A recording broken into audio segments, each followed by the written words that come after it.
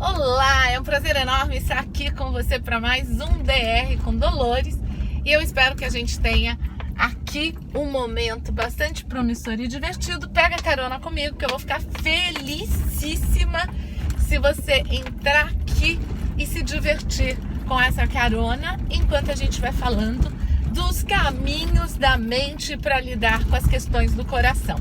E vale lembrar que eu vou ficar muito satisfeita se você se inscrever no nosso canal DR com Dolores. Aproveita e dá uma olhada em todos os vídeos. Se você curtir esse vídeo, dê um like. Se você quiser compartilhar, eu também agradeço muitíssimo, que quanto mais você compartilhar, mais você propaga o nosso material e também a gente recebe mais feedback para fazer um material cada vez melhor. E hoje a minha pergunta, ela vem de Porto Alegre, da Fabiana, e a Fabiana me pergunta o seguinte: ela diz que cada vez mais é comum as pessoas viverem mais de um casamento nessa vida. Isso é real, Fabiana, você tem toda a razão.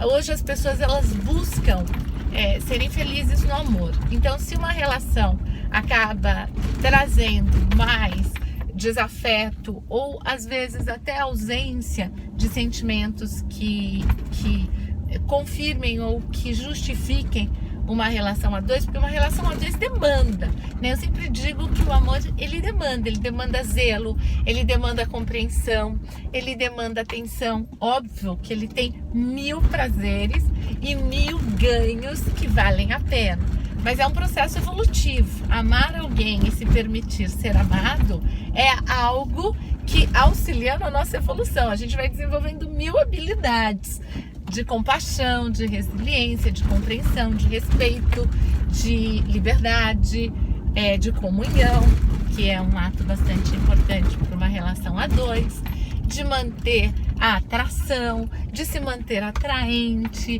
de desenvolver uma atraente física, mente e também de cabeça, de objetivos, de ideais. É realmente algo que nos solicita.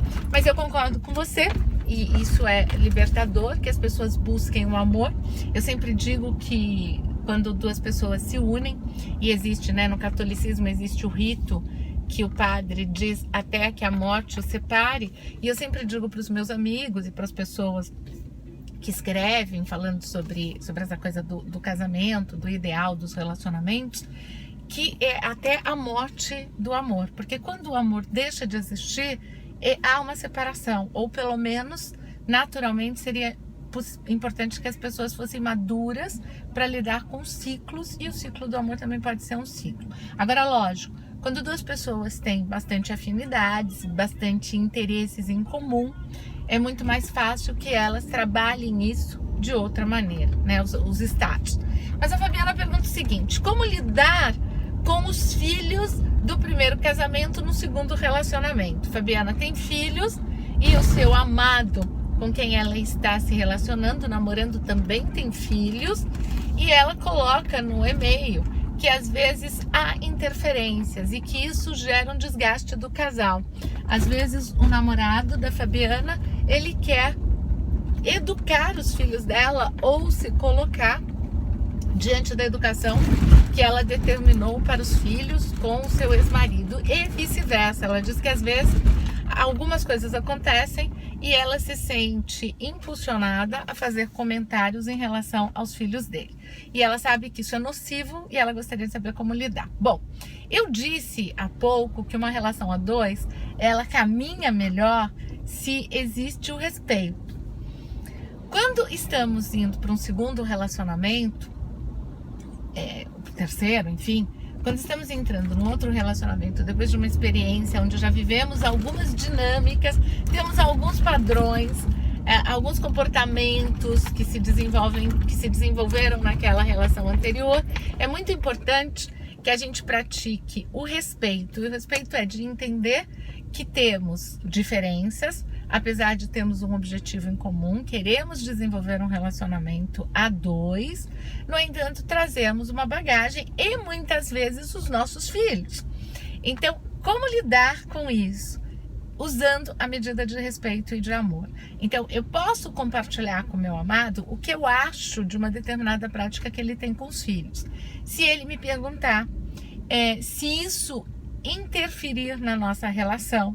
Se, por exemplo, um filho demandar de tal forma que isso acabe impactando na relação, é importante que haja uma comunicação. Para um relacionamento fluir bem, a comunicação é um pilar básico. E a comunicação de uma maneira realmente amorosa, porque normalmente as pessoas entram na comunicação, Fabiana, então eu vou falar do filho do meu amado. Eu já digo, o seu filho fez isso, o seu filho fez aquilo, eu acho inadmissível, ou acho que ele foi mal educado quando ele se portou desta e desta maneira, ou ele foi rude quando ele fez tal coisa ou tal comentário. Se eu coloco desta forma, e esse é um dos principais pontos que geram conflito na comunicação, eu estou julgando o outro. É diferente de falar do que aquilo gera dentro do meu ser. Então, por exemplo, se eu vou falar de alguma atitude que o filho teve e que pode comprometer, que, ao meu ver, pode comprometer a relação, eu vou dizer para o meu amado, olha, eu me sinto diante dessa situação sem habilidades para lidar com o fato, ou eu ainda estou pouco apta para estabelecer uma comunicação com seu filho por causa disso. Então eu gostaria de saber como é que você acha interessante eu agir nessa situação, o que nós podemos fazer para que os meus filhos vejam você de uma maneira mais próxima, mais integrada. Eu quero que você me diga se eu tenho alguma coisa, se tem alguma coisa que eu posso fazer. Então nós estamos trazendo a comunicação para a minha percepção, que é diferente de um julgamento do filho, da educação, da ex-mulher, do ex-marido. Então, existe sim, Fabiana, e eu concordo com você quando você coloca, e acho muito importante, se você quer que a sua segunda relação prospere, que haja uma reflexão de respeito dos limites do outro, de liberdade e de como ser amoroso na comunicação, porque tem uma delicadeza. É diferente de construirmos um núcleo familiar com a pessoa amada e ser a nossa primeira experiência. Quando temos uma segunda experiência, é natural, inclusive, que haja alguns anseios. Então, por isso que eu falo para muitas pessoas, para os mais próximos, né, que quando você sai de um casamento ou de um relacionamento de muito tempo, eu acho essencial você ter um tempo para você. E esse tempo é muito relativo. Para uns pode ser um tempo de 3 anos, para outros pode ser de 1 ano, para outros pode ser de 6 meses.